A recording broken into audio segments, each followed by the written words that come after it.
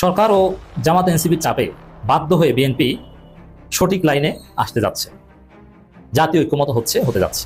Professor Yunus চূড়ান্ত সমাধান দিয়ে দিয়েছেন। এখন বিএনপি যতই ডিসেম্বরের নির্বাচনের জন্য কান্নাকাটি করুক, কোনো লাভ নেই। ঘটনা যা ঘটে গিয়েছে। ওনারা তো একটা প্রতিজ্ঞা নিয়ে গেছেন, ডিসেম্বরে নির্বাচন নিবেই ওনারা, আদায় করে নিবে। কিন্তু গলার আওয়াজ ওরকম ছিল না যেরকম যাওয়ার আগে ছিল। বের হওয়ার পরে আওয়াজটা নিচে ছিল, স্ট্রং আওয়াজ ছিল না। গত 6-7 দিন তো ফাটা ফেলাইতেছিল পুরো ইউটিউব, ফেসবুক। আসসালামু আলাইকুম ভাই ব্রাদার, কি খবর সবার? দর্শক, গতকাল 2 জুন আপনারা সবাই জানেন ডক্টর মোহাম্মদ ইউনূসের সাথে সর্বদলীয় একটি বৈঠক হয়েছে। দর্শক, সেই বৈঠক থেকে বিএনপি ক্ষমা চেয়ে ফিরলো। এখানে লেখা হয়েছে যে ইউনূসের বৈঠক থেকে ক্ষমা চেয়ে ফিরলো বিএনপি। যাই দর্শক, বিএনপি আসলেই মাথা নত করে ফিরছে নাকি বাঘের মতো মানে বুক উঁচু করে ফিরছে, এই বিষয়ে আমাদের কাছে গুরুত্বপূর্ণ একটি ভিডিও আছে, আমরা সেই ভিডিওটা দেখাবো আপনাদেরকে। দর্শক, আরও একটি ভিডিও, বিএনপি লাইনে আসছে। এবার লাইনে আসছে বিএনপি, সালাউদ্দিন হামিদ এবং তারেক রহমান সবাই লাইনে চলে আসছে ডক্টর ইউনূসের নেতৃত্বে। তো আসলে এই গতকালের বৈঠক থেকে বিএনপি লাইনে চলে আসছে, বিএনপি কি মাথা নিচু করে চলে আসছে? আপনাদের কি মনে হয় ভাই? আমাদের কাছে 2টি গুরুত্বপূর্ণ ভিডিও আছে, আমরা দেখাবো। আগে চলুন দেখে আসি আসলে বিএনপি ক্ষমা চেয়ে ফিরলো কিনা ইউনূসের বৈঠক থেকে। এরপর আমরা দেখবো যে বিএনপি কিভাবে লাইনে আসলো। সরকার ও জামাত এনসিপির চাপে বাধ্য হয়ে বিএনপি সঠিক লাইনে আসতে যাচ্ছে, জাতীয় ঐক্যমত হতে যাচ্ছে। দর্শক, বিএনপির এতদিনের কথা কি যে কে কি বলে ওটা দেখার বিষয় নাই। কিসের জাতীয় ঐক্য, কিসের জুলাই সনদ?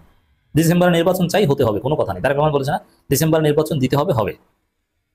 মানে জাতীয় ঐক্য, জুলাই সনদ, আলাপ আলোচনা, কনসেনসাস কমিশন, এগুলো কিছুই না। এগুলো সব ধরছে। বিএনপি বলেছে ডিসেম্বর নির্বাচন, এই তো। কিন্তু না, ইউনূস একদম ক্লিয়ারলি বলেছে জুলাই সনদ হবে ঐক্যমতের ভিত্তিতে, তার ভিত্তিতেই সব নির্ধারণ হবে। এনসিপি বলেছে জুলাই সনদের আগে নির্বাচনের তারিখ বলা যাবে না। জামাত বলেছে জুলাই সনদ হতে হবে।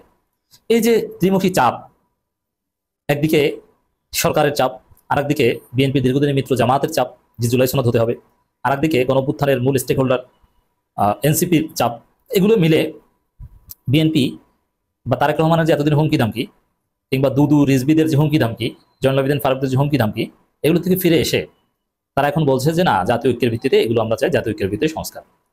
সর্বদলীয় বৈঠক শেষে বের হয়ে নানান উল্টোপাল্টা কথা বললেও এই জাতীয় ঐক্য বা এইটার যে তারা রাজি, এটার ভিত্তিতেই চায়, এটা সালাউদ্দিন আহমেদ বলেছেন।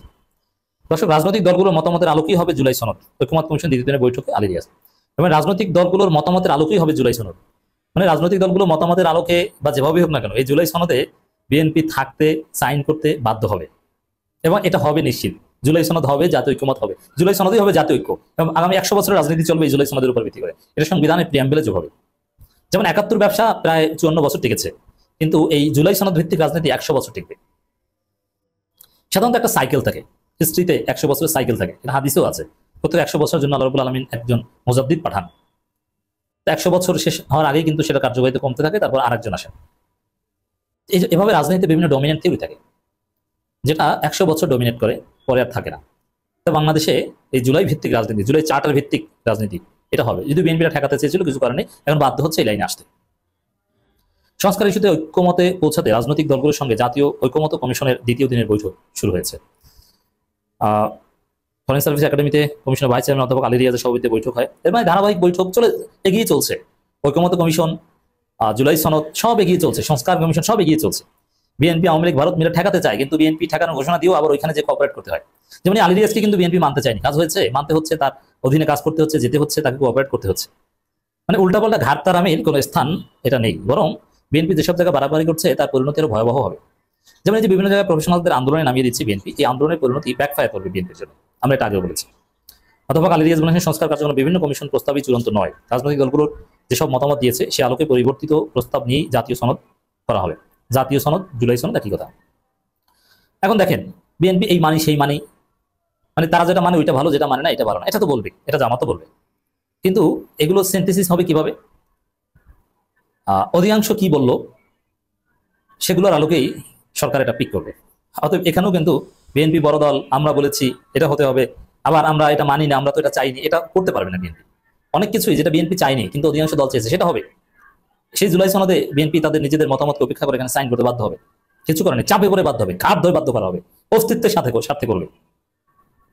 তৃণমূল, আমাদের সময় স্বল্পতা রয়েছে, জাতীয় ঐক্যমত কমিশন কি কাজ করছে তা জানতে জনমনে আকাঙ্ক্ষা তৈরি হয়েছে। সেই আকাঙ্ক্ষা বাস্তবায়নে আমরা দ্বিতীয় পর্যায়ে আলোচনা সরাসরি সম্প্রচারের ব্যবস্থা করেছি, যাতে মানুষ আমাদের কার্যক্রম সম্পর্কে বুঝতে পারে। এটা একটা ইম্পর্টেন্ট যে ডক্টর ইউনূস সরকারের একটা সফলতা বা সবচেয়ে বড় স্ট্রেংথ হচ্ছে পিপল, ম্যাস পিপল। এর জন্য ডক্টর ইউনূস হুমকি দেন কি বলে, যে জনগণকে কিন্তু বলে দিব। এর মানে জনগণ তার সাথে আছে, জনগণ জানলে যারা ডক্টর ইউনূসকে চালাই করে জনগণ তাদেরকে গালাগালি করবে। এই জন্য হুমকির ভাষাটা দেখেন কতটা গণতান্ত্রিক এবং কতটা ভালো, যে জনগণকে কিন্তু বলে দিব। সেনাপ্রধান আকাম করেন, জনগণকে কিন্তু বলে দিব। বিএনপি চালাকি করেন, ভারতে দালালি করেন, জনগণকে কিন্তু বলে দিব। আপনার সংস্কার ঠেকাতে চান, ঐক্যমত হতে চান না, এই যে জনগণকে সরাসরি লাইভ সম্প্রচার করাচ্ছে। মানে এই সরকার আমলে স্বচ্ছতা, যে ট্রান্সপারেন্সি, এই যে হাসিনা বিচার যেভাবে ট্রান্সপারেন্টলি লাইভ টেলিকাস্ট হচ্ছে, অসাধারণ, সত্যি অসাধারণ। এভাবে এই ঐকমত্য কমিশনের সাথে যে বৈঠক, সংস্কার সংক্রান্ত যে বৈঠক, জুলাই সনদ রিলেটেড, এটাও এখানেও আমরা দেখতে পাচ্ছি যে লাইভ দেখাচ্ছে। মানে কোনো হাইড অ্যান্ড সিক নেই, গোপনীয়তা নাই, উল্টাপাল্টা করে কেউ পার পাবে না। সব বিষয়ে আমরা একমত হব না, কিছু জায়গায় একমত হব। বাকিটা রাজনৈতিক দলগুলো নিজেদের নির্বাচন ইশতেহারে উল্লেখ করবে, জনগণ কতটা গ্রহণ করবে সেটা তাদের। সেটা ইশতেহার দেখে জনগণ ভোট দেয় না, জনগণ বাংলাদেশের জনগণ ভোট দেয় মার্কা দেখে। তারপর হ্যাঁ, ইশতেহারের গুরুত্ব আছে, তবে একটা বিষয় স্পষ্ট, যে আগে যেটা হয়েছিল যে ইশতেহার একটা মনমতো দিয়েছে, ক্ষমতা এসে ইশতেহার কি ওটা ভুলে গেছে। ক্ষমতা আসার আগে বলে 10 টাকায় চাল খাওয়াবো, ঘরে ঘরে চাকরি দেবো, ক্ষমতা আসার পর বলে এগুলো আমরা বলিনি। এই ধরনের প্রতারণা চলেছে, কিন্তু এই নতুন বাংলাদেশে এই প্রতারণামূলক কোন ইশতেহার মানুষ মানবে না। আপনি ইশতেহার একটা দিয়ে ক্ষমতা আসবেন, ক্ষমতা এসে ওটা ভুলে যাবেন, জনগণ ঘাট ধরে লাথি দিয়ে ক্ষমতা থেকে নামিয়ে দিবে। হাসিনার পতনের মাধ্যমে একটা বিষয় এস্টাবলিশ হলো যে আকাম করে বাংলাদেশে কোনো সরকার বেশি দিন ক্ষমতা থাকতে পারবে না, জনগণ টেনে হিস্ট্রি নামিয়ে দেবে। এটা বিএনপি জানে। এই জন্য জামাতকে যতই স্বাধীনতা বিরোধী বলুক, দেখবেন জামাতের পায়ে ধরছে যে ভাই আপনারাও আমাদের সরকারে থাকেন, নইলে তো আমরা 1 বছরও টিকতে পারবো না। আগামী মাসের মধ্যে জুলাই সনদ তৈরির কাজ সম্পন্ন করার আশা প্রকাশ করেন তিনি। অনেকে 30 দিনে আলটিমেটাম দিয়েছে। রাজনৈতিক দলগুলোকে মনে রাখতে হবে, সংস্কার সুপারিশে আমরা যেন ন্যূনতম ঐক্যমতে বসতে পারি। আজকের বৈঠকে বিএনপি চেয়ারপারসন উপদেষ্টা কাউন্সিল সদস্য ইসমাইল জবিউল্লাহ, জাতীয় নাগরিক উত্তরাঞ্চল মুখ্য সংগ্রহ সাজিদ আলম, মুখ্য সংগ্রহ সরওয়ার তুষার, সিনিয়র যুগ্ম সদস্য ডাক্তার তাসনিম জারা, জাতীয় ফ্রন্টের দীপু বিশ্বাস, খেলাফত মজলিস আহমদ আব্দুল কাদের, বাংলাদেশ বিপ্লবী ওয়ার্কার্স পার্টি সাইফুল হক, গণসংহতি আন্দোলনের জুনায়েদ সারি, এই পার্টির Mujibur Rahman, labour party Mostafizur Rahman, LDP Chowdhury.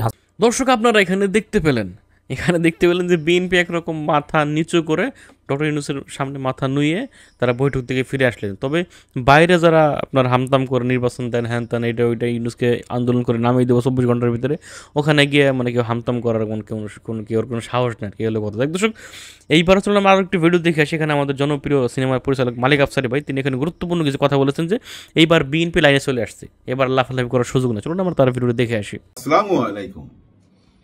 সবাই অপেক্ষায় ছিলাম বিকেলে ইউনূস স্যারের সাথে বিএনপি বসবে, সবাই বসছে, কিন্তু মেইন বিএনপি বসবে।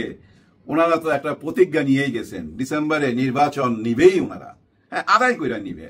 আজকে এই মনোভাব নিয়েই কিন্তু ওনারা ঢুকছে, এবং আমাদেরকেও জানায় গেছে, ওনার দলকেও জানায় গেছে, সবাই অপেক্ষা করতেছে যে ডিসেম্বরে নির্বাচন আনতে গেছে। কিন্তু বের হয়ে এসে আগের মতো হতাশা দেখায় নাই, কিন্তু হতাশ হয় নাই, নিরাশ হয় নাই, কিন্তু গলার আওয়াজ ওরকম ছিল না যেরকম যাওয়ার আগে ছিল। বের হওয়ার পরে আওয়াজটা নিচে ছিল, অত স্ট্রং আওয়াজ ছিল না। গত 6-7 দিন তো ফাড়া ফেলাইতে ছিল পুরা ইউটিউব, ফেসবুক, দেশের চ্যানেলগুলো বুঝছেন কুলায় উঠতে পারতেছিল না। আমাদের দেশে যত চ্যানেল আছে সব চ্যানেলে যায় বলা শেষ ইউনূস স্যারের বদনামি আর কি। ইউনূস স্যারকে যতটা খাটো করা যায় অতটা খাটো করা হয়েছে, মনে করেন টক শোর মাধ্যমে, টক শোতে যায় যতটা বলার বলছে, কিন্তু আমাদের দেশের চ্যানেলও কুলাইতেছে না। এখন চলে গেছে ভারতের চ্যানেলও, বাংলাদেশে বৈশা ভারতের ওই যে মলমালা আছে না, ওই মলমালার চ্যানেলে এখন সাক্ষাৎকার দেয় বহুত নেতা নেত্রীরা। আয় হায় ফাড়ায় ফেলায় যা বলে ওনারা ওইখানে ডক্টর ইউনূস স্যারকে নিয়ে, মানে নিজের দেশের মানুষকে নিজে যতটা ছোট করতেছেন, এটার বিনিময় পাবেন, ফলাফল পাবেন। আপনারা মনে করতেছেন যে কয়জন, মানে সবাই না, যারা এই কাজগুলা করতেছেন, কথায় কথায় ইউনূস স্যারকে ছোট করতেছেন। আরে একজনকে তো বলতেই শুনলাম ভারতের চ্যানেলের সাথে এই আলাপ করতেছে, বলা স্টাইল কি চিবায় চিবায় বলে। মহিলা মানুষ তো খোঁচা দিয়া দিয়া বলতে পারে, একেবারে কুটনি বুড়ি। বলতেছে যে ডক্টর মোহাম্মদ ইউনূস স্যার 5,000 কোটি টাকা ঋণ মওকুফ কইরা নিছে তার গ্রামীণ ব্যাংকের, এবং কোটি কোটি টাকা পাচার কইরা দিছে বিদেশে, আরো অনেক সুযোগ সুবিধা, তার মামলাগুলা উঠায় নিছে। শুধু ওনার মামলার কথা বলেন কেন? আপনাদের মামলা উঠায় নেয় নাই?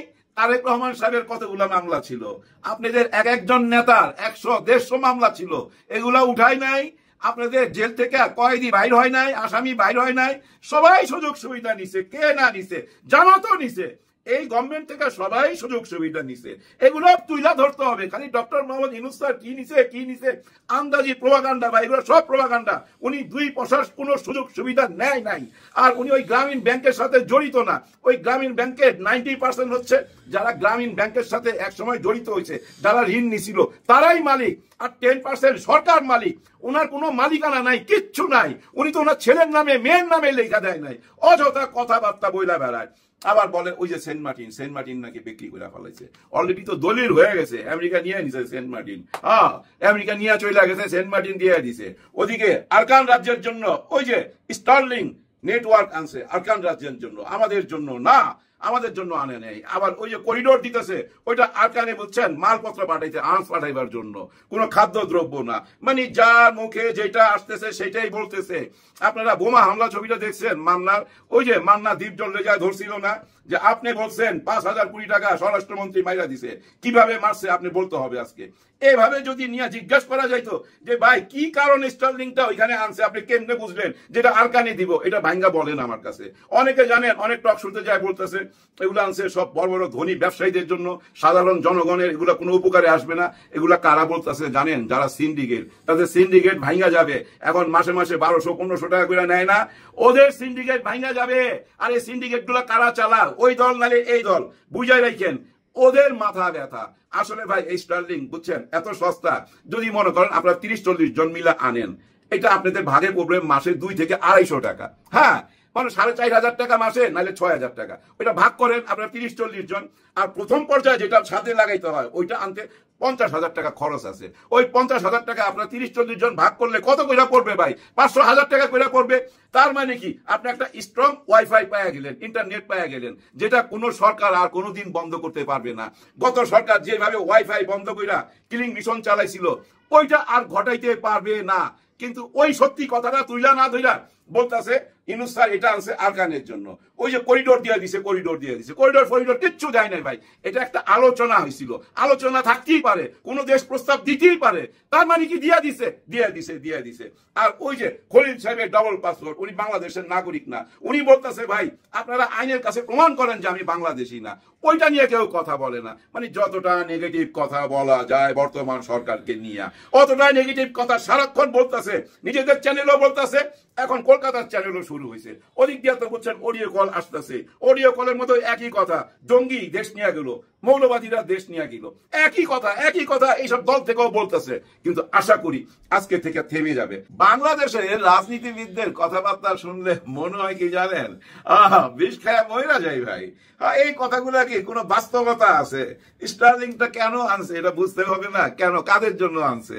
এই সত্যগুলাকে জানেন ধামাচাপা দিয়া মিথ্যাগুলাকে প্রচার করতেছে। সত্য আর মিথ্যা নদীর পাশ দিয়ে যাচ্ছিল। সত্য বলতেছে যে ভাই মিথ্যা, তুই একটু দাঁড়া, আমি গোসল কইরা নেই। তার কাছে এক্সট্রা কাপড় ছিল না, কাপড় জামা রাইখা নদীতে নাইমা গেছে, গোসল করতেছে। উঠতে গিয়া দেখে যে মিথ্যা ওই সত্যের কাপড় চোপড় গুলো নিয়ে দৌড় দিচ্ছে। দর্শক আপনারা এখানে মালিক অ্যাপসের বাইরে গুরুত্বপূর্ণ সেই ভিডিওটি দেখতে পেলেন। তিনি বলতেছেন যে বিএনপি এবার লাইনে চলে আসছে, যেভাবে ইউনূসের সাথে বৈঠক করতে যাওয়ার সময় গিয়েছে, ফিরের সময় কিন্তু ওইভাবে ফিরে নাই, একেবারে মাথা নিচু করে ফিরে যায়। দর্শক আপনারা আপনাদের মূল্যবান মতামত লিখে যাবেন কমেন্টে, আসলে ভাই নির্বাচন কবে হতে পারে এবং বিএনপি পরবর্তী কি প্রতিক্রিয়া দেখাবে, যার জামাতের প্রতিক্রিয়াটা কী হবে এবং ইউনূস কতদিন থাকবে, লিখে যাবেন আপনার মতো আপনি কমেন্টে। ভালো থাকবেন, সুস্থ থাকবেন এবং এরকম আরও ভিডিও পেতে আমাদের ইউটিউব চ্যানেলটি সাবস্ক্রাইব করবেন। আসসালামু আলাইকুম।